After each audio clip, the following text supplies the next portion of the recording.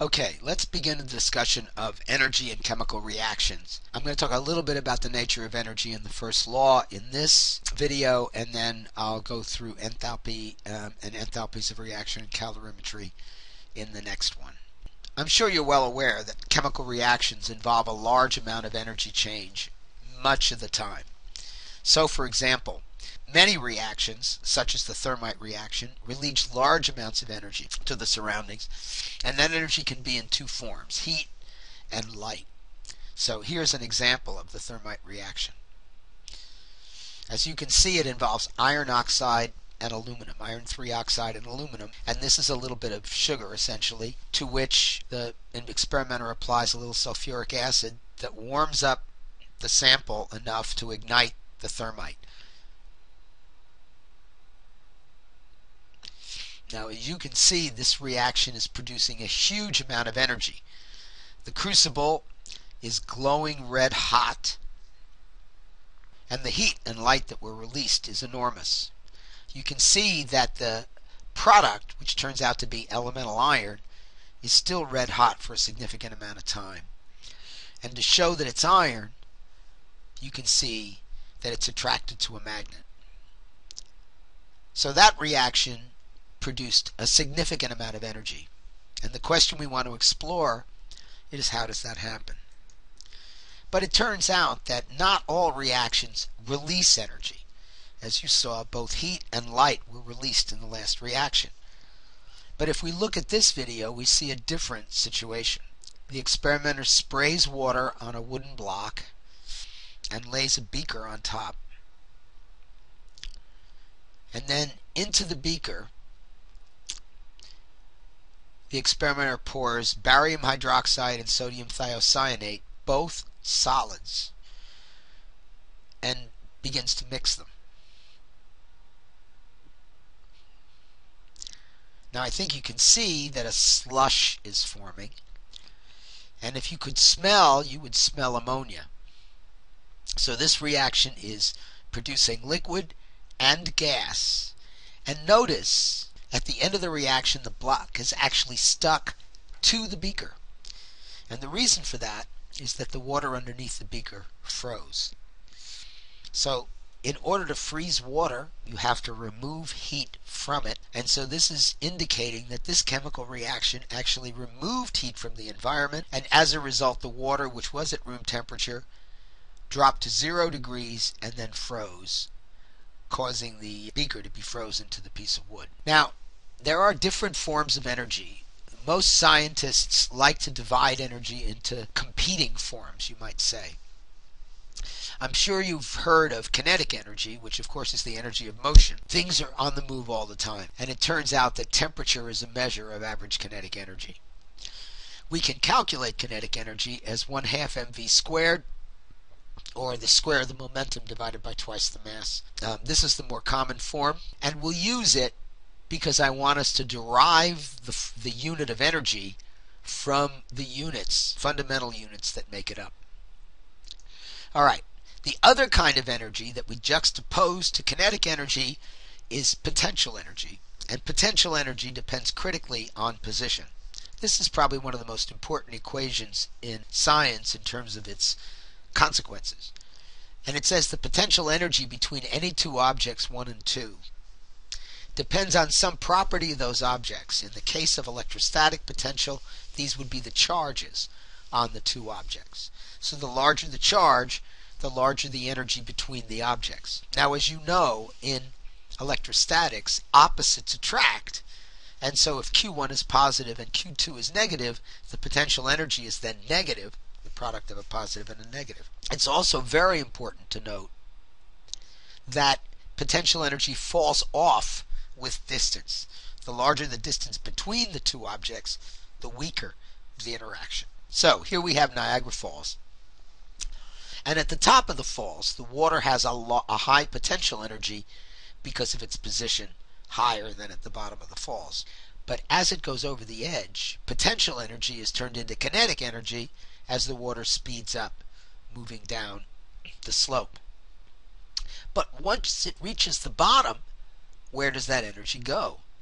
The water is going to slow down again so its kinetic energy will be lower, but it's also closer to the center of the Earth, so its potential energy is lower.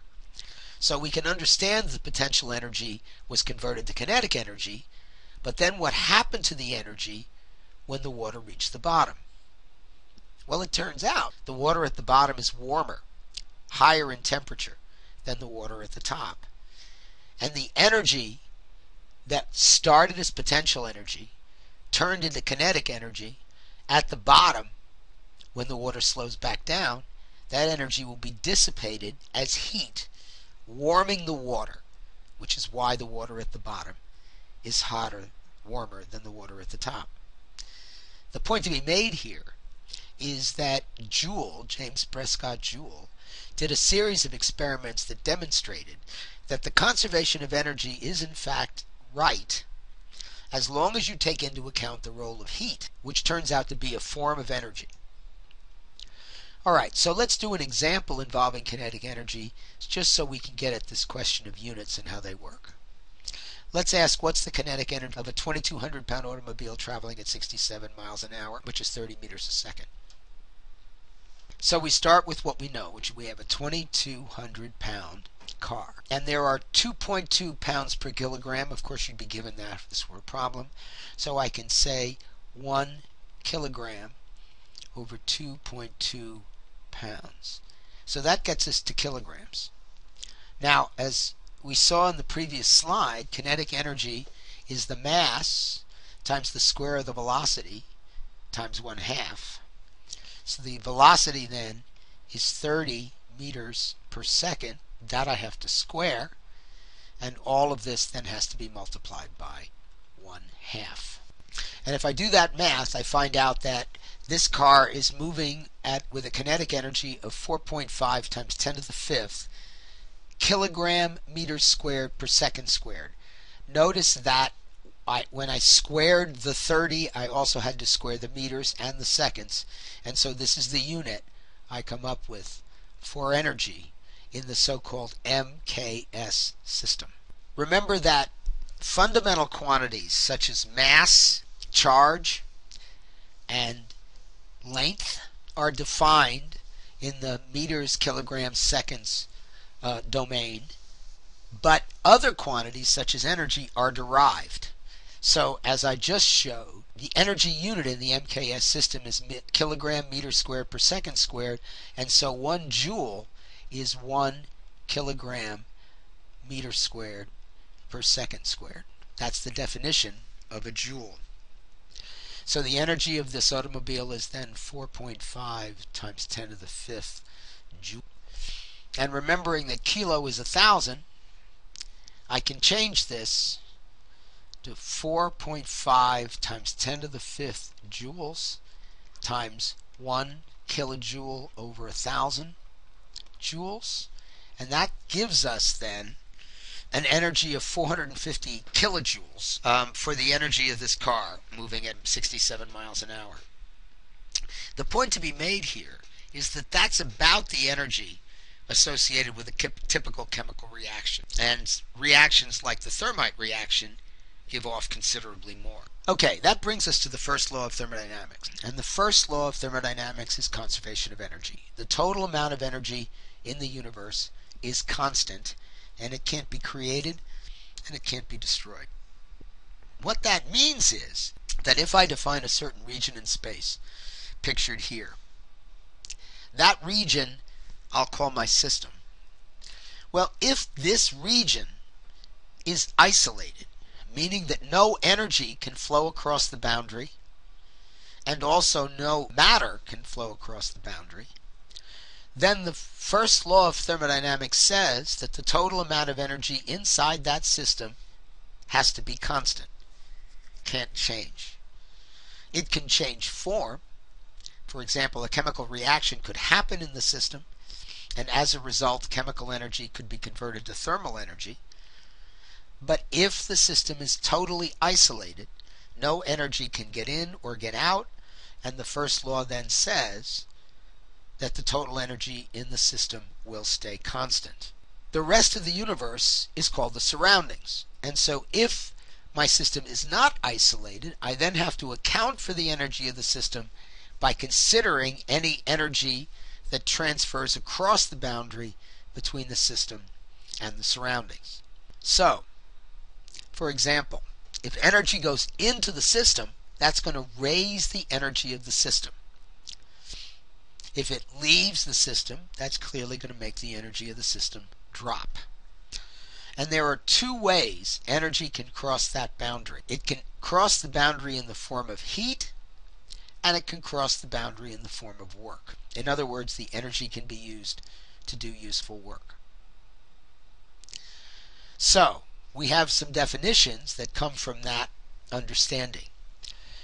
If heat flows into the system from the surroundings, it's given a positive value. If heat flows from the system to the surroundings, in other words, if it leaves the system, it's given a negative value. Work done on the system has a positive value, and work done by the system has a negative value. So, the signs of heat and work determine which direction the energy is flowing. And it's important to emphasize that these are two examples of energy crossing the system boundary and either going into the surroundings or coming out of the surroundings back into the system. The first law of thermodynamics then says that any change in the internal energy of the system will manifest itself as heat or work. As I said, if heat goes into the system, it's considered positive. That'll mean delta E is positive and the energy of the system goes up. If work is done on the system, that's also considered positive. Putting work into the system raises the system's energy. Likewise, if heat leaves the system, that is, Q is negative, the system's energy goes down. And likewise, if the system does work, the system's energy goes down. Both of those cases involve negative quantities. So let's ask the question, what's the change in energy of a system? If 1 kilojoule of heat is absorbed by the system, 500 joules of work are done. Okay, we apply the first law, delta E equals Q plus W. And we realize that Q, because the heat went into the system, was absorbed by the system. Q will be positive, and a kilojoule is 1,000 joules. Likewise, if the system does work, the work will be negative. W is minus 500 joules. And so the change in energy as a result of this process will be 500 joules. Incidentally, and I'll repeat this several times, we give heat direction a special name. So if heat goes into the system, if it's absorbed by the system, we call that process endothermic. Endo meaning into, thermic obviously meaning heat. So heat into the system is endothermic, and endothermic processes raise the energy of the system. Heat out of the system then is exothermic. It will be negative, and as a result, heat released by the system lowers the system's energy, absent any other factors.